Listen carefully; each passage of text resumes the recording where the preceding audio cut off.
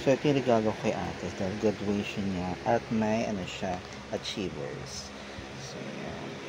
So, buksan mo ng tea.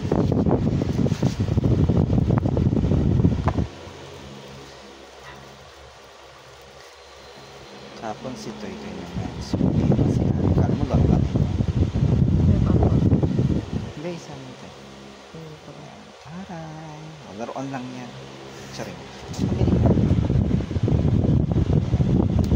So, buksan mo ito. Ito.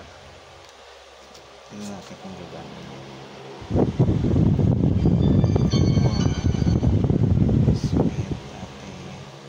So, ano masasabi mo sa iyong mahiwagang cutiable na self? Cute. Si Violet si ate. Namilig sa violet si ate. Nakaka-flap.